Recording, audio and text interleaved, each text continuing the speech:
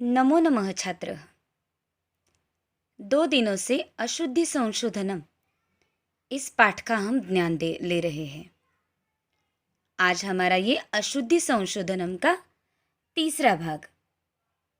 अब तक हमने अशुद्धि संशोधन शब्द रूप, धातु रूप, सर्वनाम और विशेषण विशेष्य के आधार पर देखा है। आज देखने जा रहे हैं आगे की अशुद्धि संशोधन की जो महत्वपूर्ण बातें हैं वो। अशुद्धि संशोधन इस पाठ के ज्ञान के लिए जो महत्वपूर्ण बात है वो है उपपद, कारक, इनके आधार पर अशुद्धि। जैसे हमने देखा है शब्द रूपों के आधार पर देखने के लिए शब्द रूपों का ज्ञान, धातु रूप के आधार के लिए धातु रूपों का ज्ञान, सर्वनाम प्रयोग के लिए सर्वनामों का ज्ञान, वैसे ही उपपद और कारक इनकी अशुद्धि के लिए इन 2 पाठों का ज्ञान होना ज़रूरी है, जो हमने 8वीं कक्षा में और 9वीं कक्षा में लिया है। अगर भूल गए हैं तो फिर से एक बार उसका पुनरावलोकन करना ज़रूरी है। वैसे देखा जाए तो उपपद और कारक ये दोनों जो बातें हैं ये बातें शब्द रूप और धातु रूप पर ही आती हैं। उसके पहले हम देखेंगे उपपद के आधार पर अशुद्धि। देखिए यहाँ पर बालकः पितुः सह गच्छति। बालक पितुः सह, पिता के साथ गच्छति जा रहा है। अर्थ देखा जाए तो ये वाक्य एकदम सही है, लेकिन यहाँ उपपद आया है सह, और ये सह कहता है मैं जिसके साथ जा रहा हूँ उस शब्द की तृतीया विभक्ति होना ज़रूरी है। तो ये वाक्य अशुद्ध पितुः के कारण हुआ। यहाँ शुद्ध वाक्य में होगा बालकः पित्रा सह गच्छति। पितृ ऋकारांत पुल्लिंग, तृतीया एकवचन। इस तरह से अशुद्धि संशोधन उपपद के आधार पर रहेगा। तो हमने जिन उपपदों का ज्ञान लिया है उनका पुनरावलोकन करना इस प्रकार की अशुद्धि के लिए आवश्यक रहेगा। दूसरा देखिए कारक के आधार पर। अयम राजन पुत्रः। अयम राजन पुत्रः, यह राजा को पुत्र है। तो ये राजन, ये यहाँ हुई अशुद्धि। वाक्य होना चाहिए यह राजा का पुत्र है। अयम ये सर्वनाम प्रयुक्त हुआ है पुत्र के लिए। तो राजा का ये हमें बताता है कारक। तो राजा का के लिए राजन की जगह होगा राज्ञः पुत्रः। राजा का इसलिए षष्ठी, तो ये होगा राज्ञः पुत्रः। यह राजा का पुत्र है। आइए आगे देखते हैं संख्यावाची शब्दों के आधार पर अशुद्धि। अब इस अशुद्धि संशोधन के लिए साहजिकता से हमें ज्ञान होना चाहिए संख्यावाची शब्दों का। कम से कम 1 से 100 तक शब्द और 1 से 5 तक के संख्यावाची शब्दों के रूप, जो हमने 9वीं कक्षा, 8वीं कक्षा और 7वीं कक्षा में देखे हैं। तो इसके आधार पर अशुद्धि कैसे हो सकती है? उदाहरण के लिए पहला देखेंगे संख्यावाची शब्दों के विभक्ति के आधार पर अशुद्धि। एके उपवने मत्स्याः सन्ति। एक उपवन में मत्स्याः सन्ति, बहुत सारी मछलियां हैं। यहाँ उपवने ये सप्तमी विभक्ति है। तो एक हमेशा संख्यावाची शब्द एज ए विशेषण प्रयुक्त होता है, तो एक की भी सप्तमी होनी चाहिए। तो यहाँ एक ये अशुद्ध हुआ।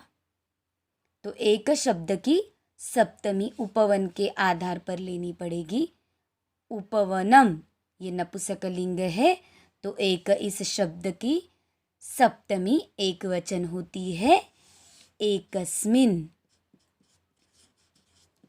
एकस्मिन उपवने मत्स्याः सन्ति। ये हुआ विभक्ति के आधार पर संख्यावाची का अशुद्धि। अब देखते हैं वचन आधारित संख्यावाची की अशुद्धि। बहवः जनाः सन्ति। बहवः जनाः सन्ति, जनाः बहुवचन है, तो बहवः इस शब्द का भी बहुवचन होना चाहिए, तो यह अशुद्ध हो गया। ये शुद्ध होगा बहवः जनाः सन्ति। संख्यावाची के आधार पर तीसरा होगा शब्द रूप के जैसे ही लिंग आधारित संख्यावाची अशुद्धि। इसके लिए उदाहरण देखिए। एकः बालिका गच्छति। बालिका अकारांत स्त्रीलिंग, एकः अकारांत पुल्लिंग। एकः संख्यावाची शब्द विशेषण होता है, तो ये इस विशेष्य के आधार पर होना चाहिए, तो ये स्त्रीलिंग होना चाहिए, तो एकः ये अशुद्ध हो गया और शुद्ध इसका होगा एका। एका बालिका गच्छति। एका बालिका गच्छति, ये हुआ हमारा संख्यावाची के आधार पर अशुद्धि। और अब एक अंतिमतः बात बताने जा रही हूँ मैं आपको,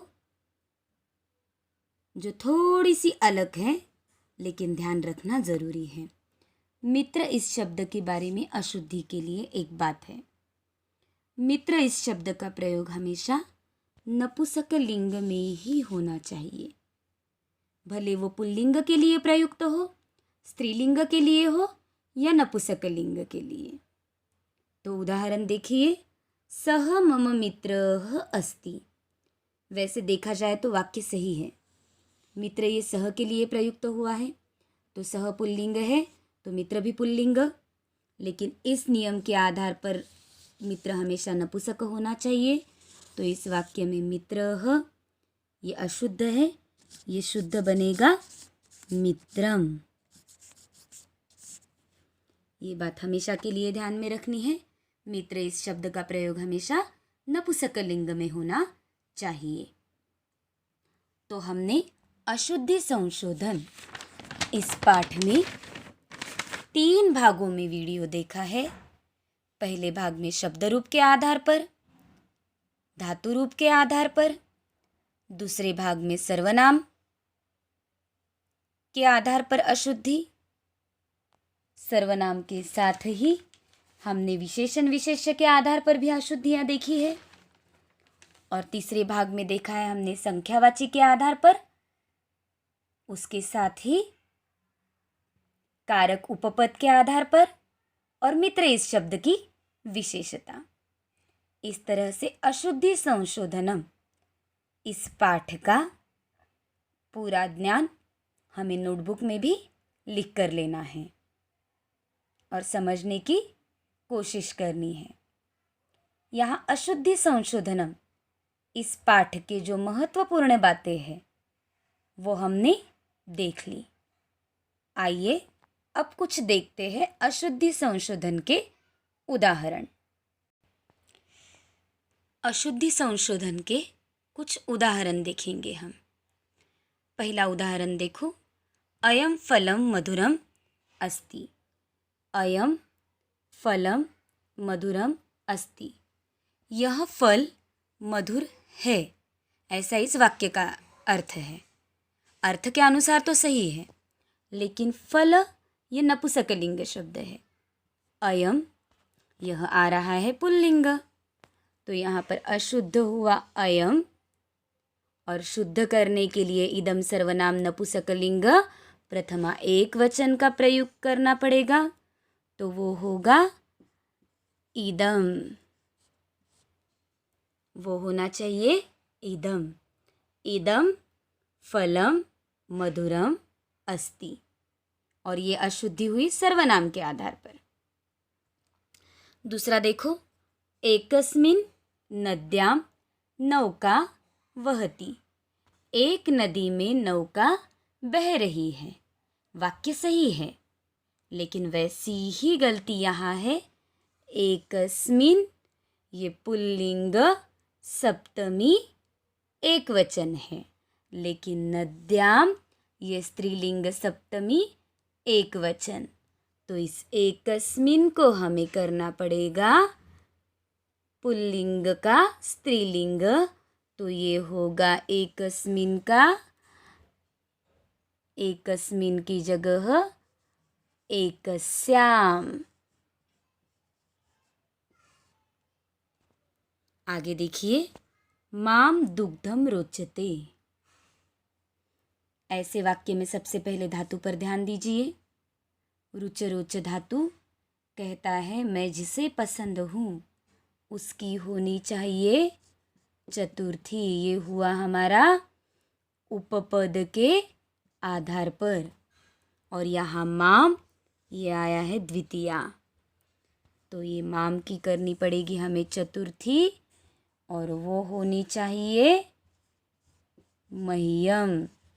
मह्यम दुग्धम रोचते। अब देखिए और एक उदाहरण। सर्वाः जनाः धावन्ति। सब लोग भाग रहे हैं। वाक्य तो दिखने में सही ही है, क्योंकि सर्वाः बहुवचन, जनाः बहुवचन, धावन्ति बहुवचन। लेकिन यहाँ फिर से सर्व ये एज अ विशेषण सर्वनाम आया है। जनाः पुल्लिंग बहुवचन है, लेकिन सर्वाः पुल्लिंग बहुवचन नहीं है, इसलिए अशुद्ध। और सर्व सर्वनाम चलता है तत्सर्वनाम की तरह, तो ये सर्व की जगह पर होना चाहिए सहतौते सर्वः सर्वौ सर्वे। सर्वे जनाः धावन्ति। तो ये हो गए 4 उदाहरण हमने देखे हुए ज्ञान के आधार पर। ये उदाहरण भी आप लिख कर लोगे, और इसके आधार पर मैं आपको जो वर्कशीट दे रही हूँ वो ज्ञान लेकर अशुद्धि संशोधन समझकर उन प्रश्नों के उत्तर लिखोगे। तो ये हो गया हमारा अशुद्धि संशोधनम पाठ। धन्यवाद।